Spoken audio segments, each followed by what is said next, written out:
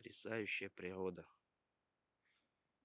Такие величавые ели, снег.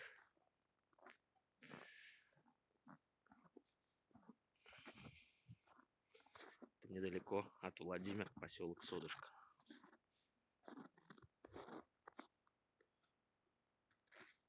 Дорога. И вот такие вот заснеженные березки, ели.